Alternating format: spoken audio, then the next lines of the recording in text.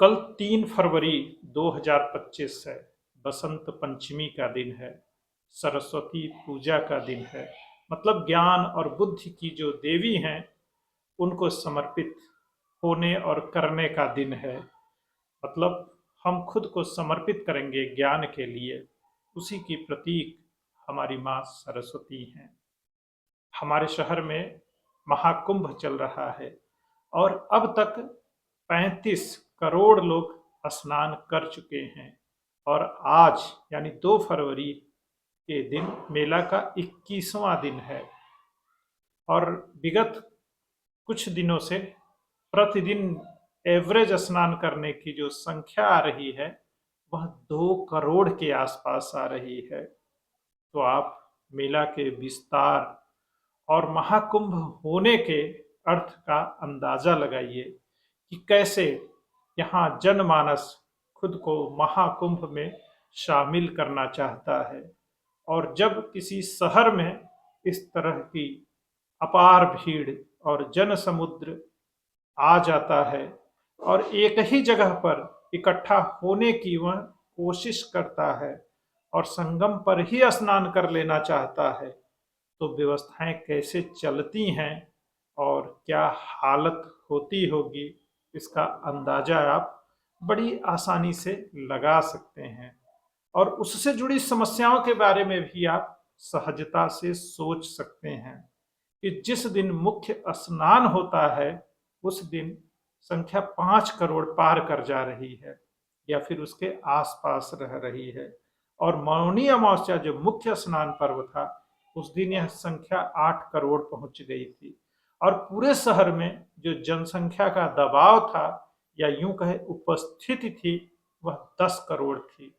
अब आप सोच सकते हैं कि कहाँ क्या कैसे हो सकता है। ऐसे में अनुशासन, हिम्मत और धैर्य की कितनी बड़ी परीक्षा होती है, वह न केवल पुलिस प्रशासन, आम लोग, श्रद्धालु, तीर्थयात्री सब के लिए जरूरी है।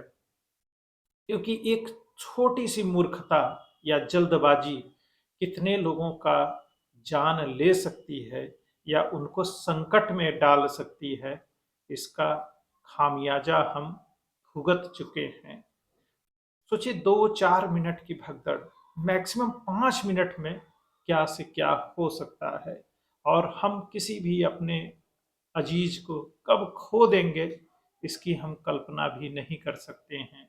और हादसा हुआ और लोगों ने अपनों को खोया, फिर यही होता है कि हमारा धैर्य और धीरज कहाँ चला गया। तमाम तरह के फोटो वीडियो लगातार लोग अपलोड कर रहे हैं बिना जाने समझे कि उसका प्रभाव क्या होगा।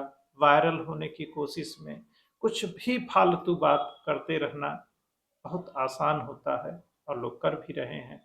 ऐसे में आप जिम्मेदार बनिए और जाने अनजाने में गिद्ध मत बन जाइए। लाशों को गिन कर क्या होगा, बस जो जिनके हैं उनको सही सूचनाएं मिल जाएं, यह ज़्यादा जरूरी है। और खुद को सही साबित करने, सरकार और प्रशासन को असफल घोषित करने के चक्कर में कहीं हम गिद्ध और भेड़िए की शक्ल में तो नहीं आ जा रहे हैं। अब सोचिए जब इतना अपार जन समूह मौजूद है तो उसमें खाल ओढ़े कुछ गिद्ध और भेड़िए भी हमारे बीच मौजूद हैं। और वह कैसी हरकतें करते हैं। वह सरकार जो वर्तमान में है उससे असहमत हैं, अपनी जात की वजह से, विचारधारा की वजह से, पार्टी की वजह से या फिर और भी दूसरी वजहों से। ऐसे में सरकार नाकाम है, प्रशासन अच्छे से काम नहीं कर रहा है, हर वक्त यही बातें वह दोहराते रहते हैं। और उसी तरह के एजेंडा जो उनको सूट करता है उसी के पक्ष में वीडियो भी ढूंढते रहते हैं। और इतने बड़े मेला क्षेत्र में ऐसी चीज़ें तो बड़ी सहजता से मिल भी जाएंगी और मिल जाती हैं, फिर उसी का लगातार प्रचार प्रसार शुरू कर देते हैं। सोचिए 10 करोड़, इसका मतलब समझ रहे हैं ना। कोई पुलिस प्रशासन और व्यवस्था इनको कैसे व्यवस्थित कर सकती है जब उनमें अनुशासन न हो। और हम सनातनी हिंदू अनुशासित हैं, धैर्यवान हैं और हम भक्ति और श्रद्धा से समर्पित हैं और हमारी अपनी पूरी परंपरा में आस्था है। इस बात में क्या तनिक संदेह है। सोचिए एक दुर्घटना हुई और पूरा हमारा प्रयागराज एकदम दुखी हो गया, उसका मुंह लटक गया। लेकिन फिर हम उठ खड़े हुए कि नहीं, हम उठेंगे, जगेंगे, हम एक हैं। फिर साथ में हम गंगा स्नान करेंगे। और ये महाकुंभ है, यहाँ पर तो इस तरह की चीजें होने की हर वक्त संभावना रहती है। सोचिए मेला प्रशासन और शहर के लोग किस तरह से डरे हुए और आशंकित थे। अस्पतालों की तैयारी किस लिए होती है, हर सेक्टर में फायर स्टेशन और स्वास्थ्य केंद्र क्यों बनाए जाते हैं, एक सेंट्रल हॉस्पिटल भी होता है, ढेर सारी एम्बुलेंस तैनात रखी जाती है। वह इसी आपात स्थिति के लिए होती है कि कोई सरकार कितनी एक्टिव है और कैसे काम कर रही है, इसका पता कैसे चलता है। जब कोई हादसा या दुर्घटना होता है उस वक्त वह कैसे रिस्पॉन्स कर रही है, क्या वह त्वरित कार्रवाई कर पाई और कितनी जल्दी चीजों को व्यवस्थित कर पाए। इससे उसकी तत्परता का पता चलता है कि वह कितनी जागरूक है और व्यवस्था कितनी चाक चौबंद है। हमारी सारी सड़कें जब भरी और पटी दिख रही थी मौनी अमावस्या के दिन, सारे स्टेशन और बस अड्डों का भी वही हाल था। तो सोचिए कैसे चीजें संभाली गई होंगी, इसका अनुमान लगाइए। अब एक और मुख्य स्नान पर्व बसंत पंचमी सोमवार के दिन मतलब 3 फरवरी को हमारे समक्ष है। और हम सबको धीरज और अनुशासन से काम लेना है। सब लोग बड़े आराम से स्नान कर लेंगे। पुलिस प्रशासन जिस तरह के दिशा निर्देश दे रहा है उसका पालन करिए। और खास तौर पर मीडिया और खुद को मोबाइल पत्रकार बनाने और मानने वाले लोग हैं, आप बहुत ज्यादा एक्साइटेड मत होइए, किसी भी घटना को लेकर तुरंत उसको वायरल करने और बताने के चक्कर में मत पड़िए। उसकी गंभीरता समझिए। कोई रास्ता क्यों बंद कर दिया जाता है? पीपे के पुल मुख्य स्नान के दिन बंद ही किए जाते हैं, तो क्यों किए जाते हैं? इससे भीड़ का दबाव एक जगह न पड़ने पाए और लोग जहां से आए हैं वहीं से वापस हो ले। और फिर जब उसकी जैसी जरूरत होती है प्रशासन को तय करने दीजिए, क्योंकि उनकी मॉनिटरिंग लगातार वो करते रहते हैं कि कहाँ भीड़ का दबाव ज्यादा है, कहाँ कम है। आप जिस तरफ रास्ता खुलवाना चाहते हैं, जाना चाहते हैं, हो सकता है वहां पर इस तरफ से कहीं ज्यादा भीड़ हो और वहां जाने से ज्यादा बड़ी समस्या हो जाए। क्योंकि आप तो जहां हैं केवल उस जगह की स्थिति के बारे में आपको पता है, लेकिन प्रशासन अपने पूरे अमले के साथ और पूरी व्यवस्था के साथ हर जगह को मॉनिटर करता है कि कहाँ पर भीड़ कम है, कहाँ पर ज्यादा है, किस तरफ से मूवमेंट होनी चाहिए, कौन से पुल बंद करने चाहिए, कौन से खोलने चाहिए। हर जगह कैमरे लगे हैं, हेलीकॉप्टर से मॉनिटरिंग होती है। फिर वहां पर पुलिस, सेना, अर्धसैनिक बलों के कंट्रोल रूम बने हैं जो लगातार उन चीजों को मॉनिटर करते हैं कि किस तरफ से भीड़ का मूवमेंट हो, किस तरफ से न हो। पता चला एक कैमरा लिए, आप एक मोबाइल लिए, 4 लोगों के भीड़ में खड़े हैं, ये ऐसे हो रहा है, इधर से नहीं आने दिया जा रहा है, इधर से जाने नहीं दिया जा रहा है, आप तुरंत बकवास शुरू कर देते हैं। आपको उस तरफ की स्थिति नहीं पता है, क्योंकि आपकी जो देखने की जो सीमाएं हैं वहाँ बहुत सीमित है, क्योंकि प्रशासन चारों तरफ मॉनिटरिंग कर रहा है, पूरे शहर को देख रहा है वो। और वहां पर एक्सपर्ट लोग निर्णय लेते हैं कि किस तरफ आना जाना है, किधर नहीं आना जाना है। अब पता चला कुछ लोग बाइक से इधर से जाना चाहते हैं, उधर से जाना चाहते हैं, किधर से जाने दिया गया, अब क्यों नहीं जाने दिया जा रहा है? भाई नहीं जाने दिया जाएगा आपको। और मुख्य स्नान के दिन जब आप आए हैं तो आपको ढेर सारी परेशानियां होंगी अगर आप अपने हिसाब से चाहते हैं। और यदि आप पूरी तीर्थयात्री के तौर पर आते हैं, समर्पित भाव से आते हैं, आप पैदल चलने के लिए तैयार हैं, आराम से दर्शन करके सब लोग बड़े आराम से निकल जाएंगे। लेकिन कुछ लोग बहुत जल्दबाजी में रहते हैं, हड़बड़ी करते रहते हैं और इन्हीं की हड़बड़ी में गड़बड़ी होती है। और यह हुड़दंगी टाइप लोग जो अनावश्यक हल्ला मचाते रहते हैं, शोर शराबा करते रहते हैं, इन्हीं की वजह से पैनिक क्रिएट होता है। यदि आप मुख्य स्नान के दिन महाकुंभ में मौजूद हैं तो अपनी जिम्मेदारी और उत्तरदायित्व को समझिए। कुछ लोग जो इस तरह की हरकत करें उनको डांटिए और बोलिए भी। नहीं कुछ कर सकते तो उनका छोटा सा फोटो वीडियो भी बना लीजिए, क्योंकि वो बाद में काम देगा।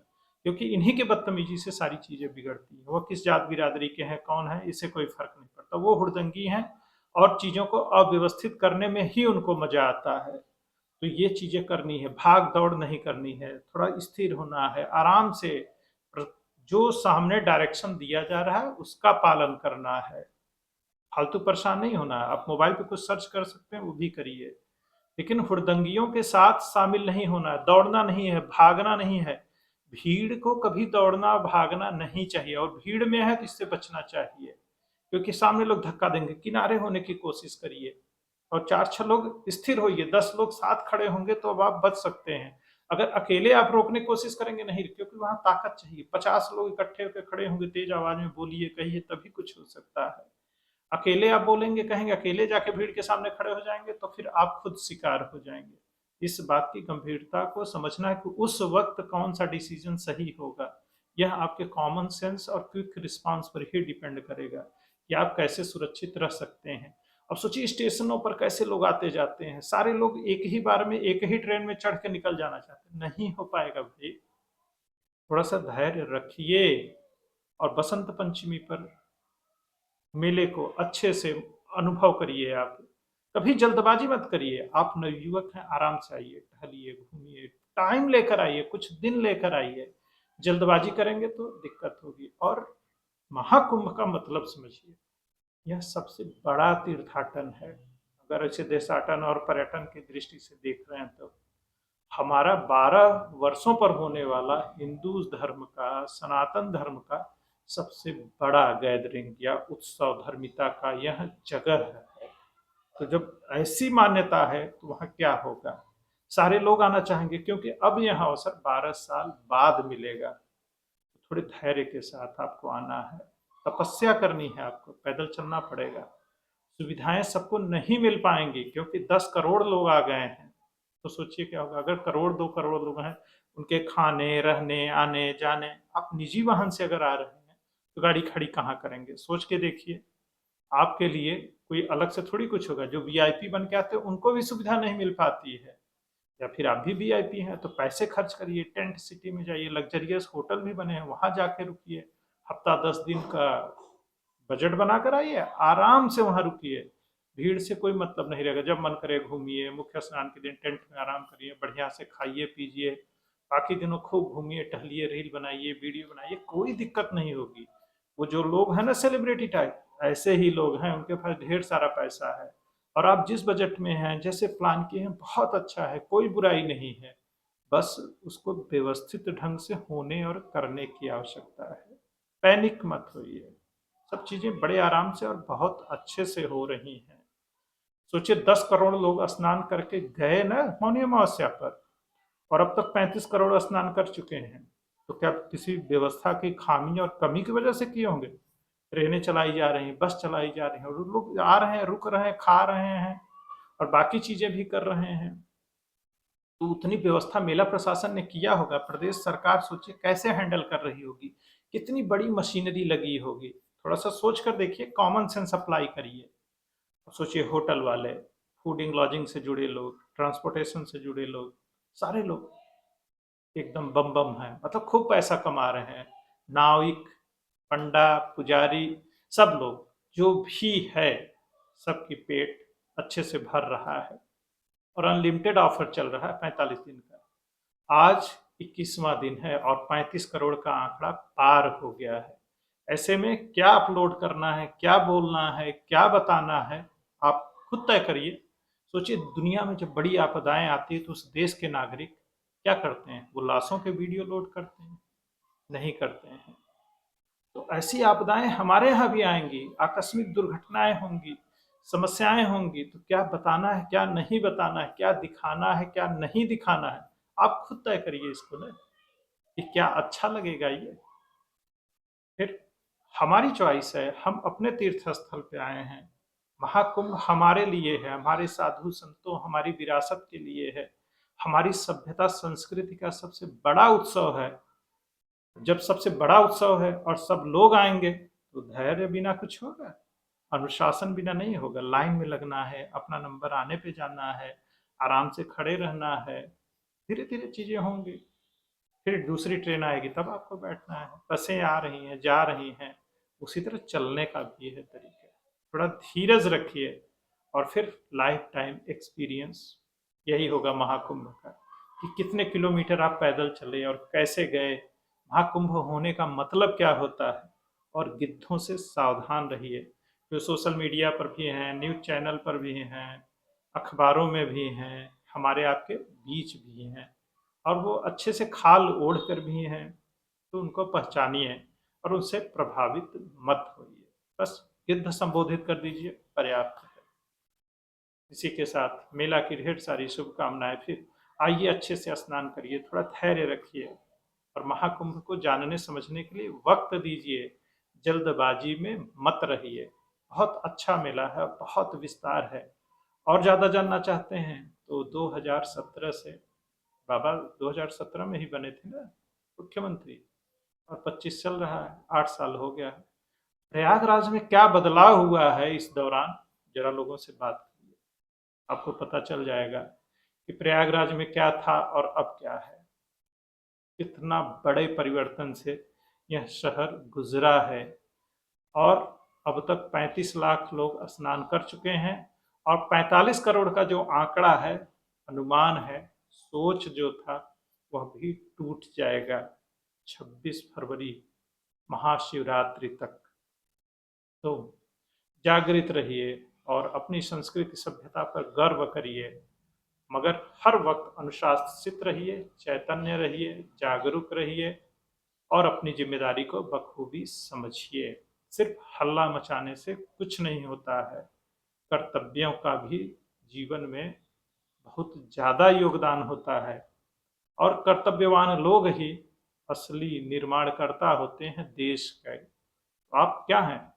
सिर्फ कर्तव्य निभाने वाले या सिर्फ अधिकार मांगने वाले? अधिकार भी मांगने हैं, लेकिन कर्तव्य पहले निभाना है। तो आइए अपने कर्तव्यों का निर्वहन करते हैं। जय हिंद, जय भारत, वंदे मातरम।